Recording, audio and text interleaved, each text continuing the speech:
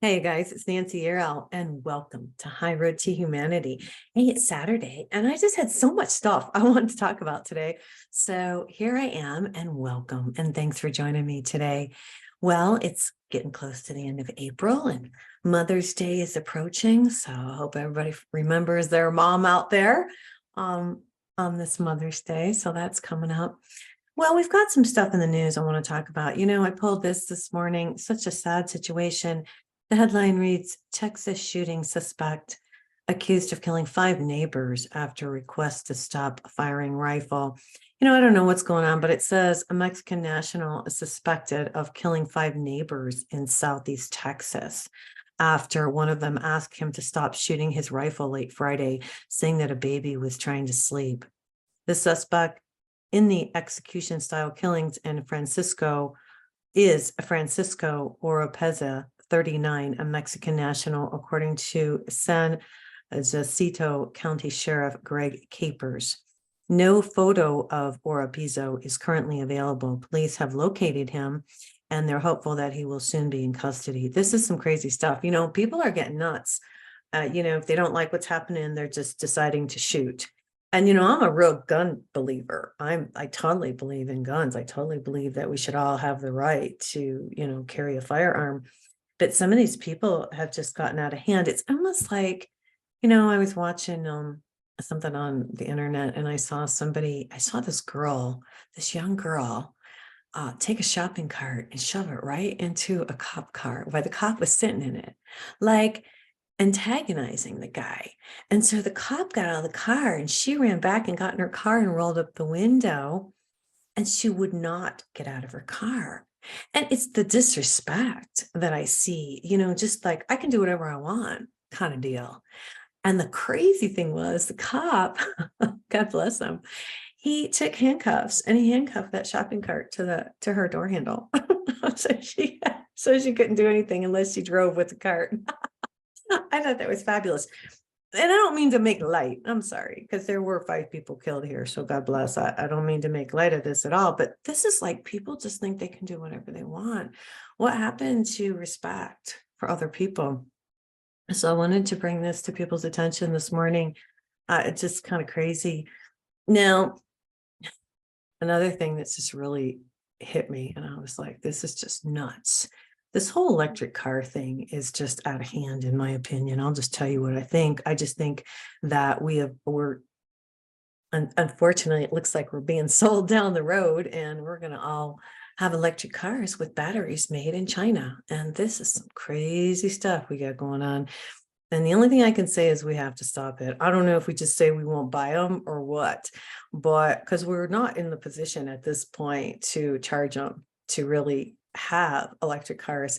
And again, I don't know if you guys have done any research on this, but from what I understand, and I'm not an expert, I understand that the material needed to make the batteries, we don't have that material here in the United States, and it would be outsourced to China.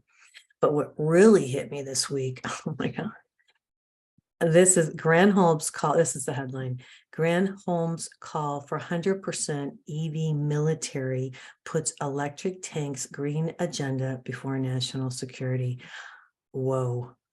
So I'm going to read this. Energy Secretary Jennifer Granholm received blowback from critics this week after she testified before the Senate in support of a plan to fully establish an all-electrical vehicle fleet in the U.S. military by the 2030s. Now, this is leading to some of our observers to wonder if the Biden administration believes politics trumps national security. Granholm, a former Michigan Democratic governor, responded to questions from Senator from Iowa by claiming, "I think we can get there," and that reducing reliance on the validity of globally traded fossil fuels is key.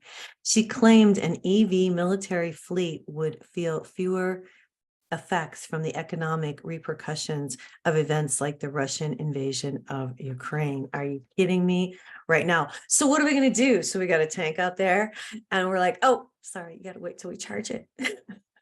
Oh my God. So what? We're going to put our military in danger over this? Getting out of hand, getting out of hand. Gotta go to bring it out. Okay. I try to behave, because YouTube threw me off for a week. I don't know if y'all know that. And now they won't pay me for advertising. I have no monetization. So there you have it. Now they might throw me off for telling you, but they don't like some of my shows. So I have to be very careful about what I say.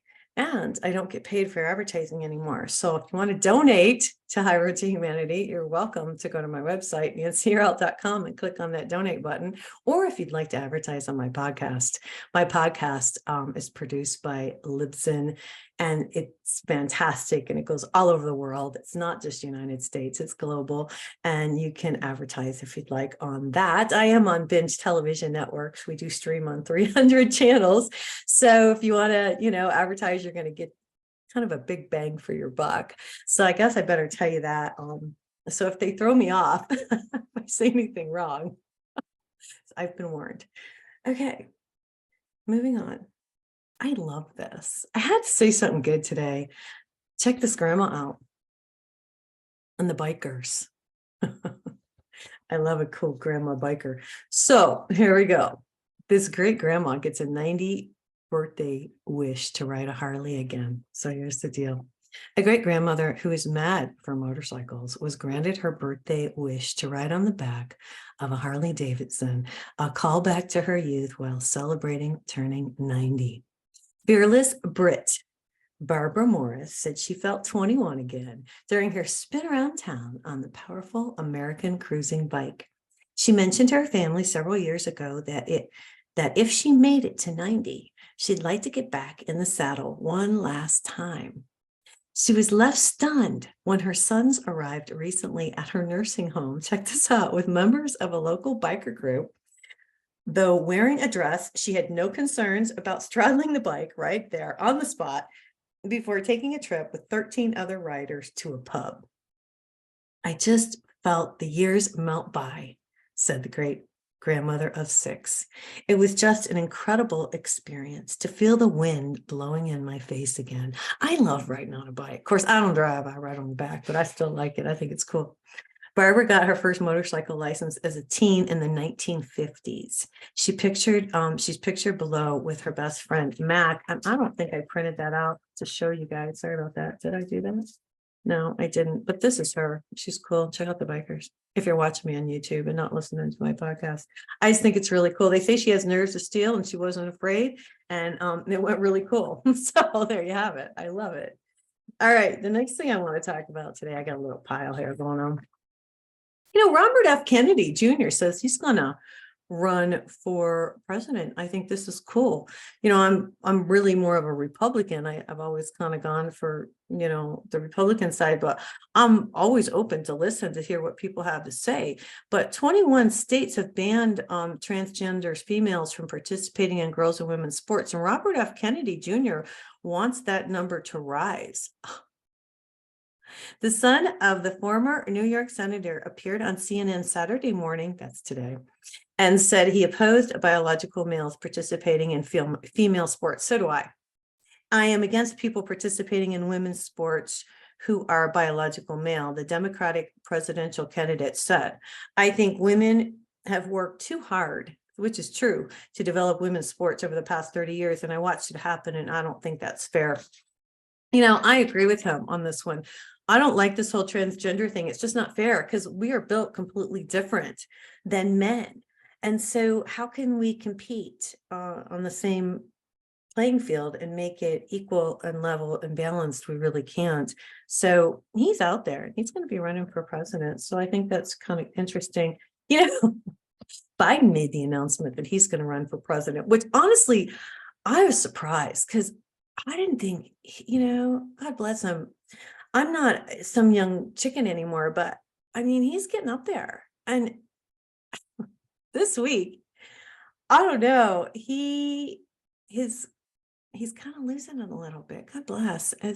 So here's the headline. Shock as Biden forgets recent trip to Ireland, has to be reminded by a child, cognitively unfit by a mile. That's the headline.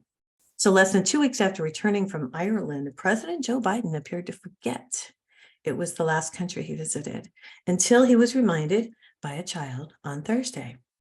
Biden visited Ireland in mid-April to celebrate the 25th anniversary of the Good Friday Agreement of 1998, which formally ended decades of violent conflict between Irish Protestants and Catholics.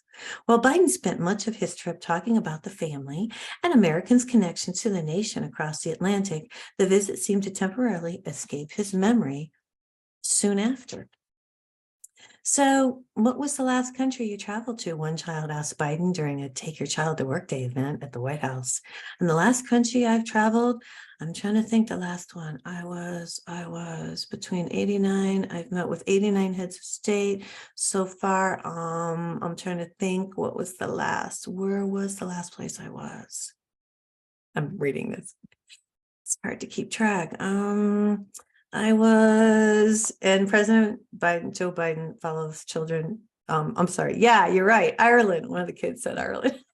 And he said, yeah, you're right. So anyway, how'd you know? He says, commenters across Twitter both laughed at the clip. And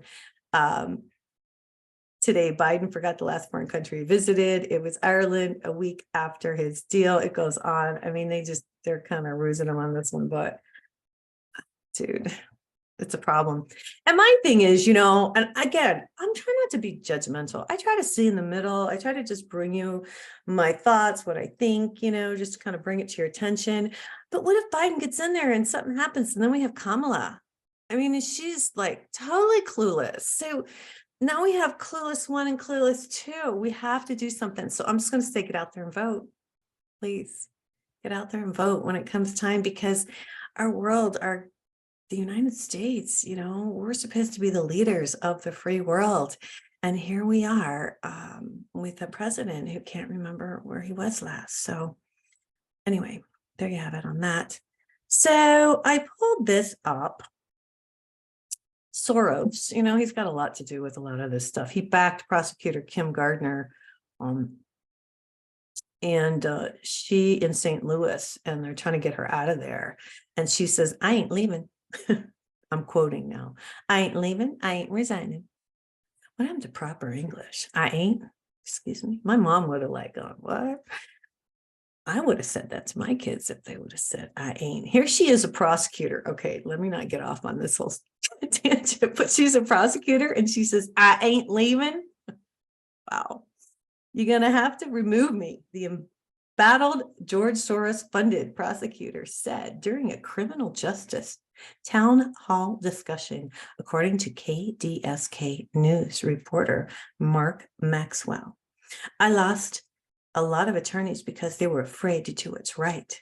Gardner additionally claimed that saboteurs inside her office were attempting to undermine her, and that the police union only agreed to let her remain in office if she refused to hold them accountable. Judge Michael Noble announced Thursday he would appoint a special prosecutor to build the case against Gardner after her office failed to show up for several high-profile assault prosecutions. This is getting crazy, man. It appears that Ms. Gardner has complete indifference and a conscious disregard for the judicial process, Noble said, according to the St. Louis Post-Dispatch. Gardner's office resembles a rudderless ship of chaos. Man, it's getting crazier and crazier and crazier and crazier. Now, I had a guest on my show this week, and he said, we were talking about all the craziness going on in the world. And I said, I just try to stay centered and try to be an observer and stay connected to the divine. And, he brought up that Jesus said, rise above the battlefield. And that really hit home with me. I was like, yeah, we got to rise above the battlefield. And we can watch from above and observe, but we don't have to be in it. We just have to connect with the divine. I had another lady on my show. You guys got to check this show out on High Road this week. I had a wonderful, wonderful lady, and her name is Diana Mary Rose. And I interviewed her. She's in the United Kingdom. And she was like one of the most amazing psychics, mediums that I have ever talked to, that I've ever spoken to. She wrote this cool book called Gaia and the Atlanteans, and Atlantis and Gaia, I think it is. God forgive me if I forget that. But she talks about Atlantis, and she talks about, Gaia, the earth, and she talks about a lot of different people who've incarnated, and she talks about Shakespeare and John Lennon. It's just a really good show. And if you guys have a chance, check that out, because I learned so much from her, and I'm going to have her back. And her book was really, really good. Got a lot of good people coming up this week too on the show. So I hope you will join me. I'm going to do my best to get on here as much as possible. It seems like I have so many people who want to come on, then I'm not coming on and talking to as much as I'd like to. So I'm going to do my best to try to change that.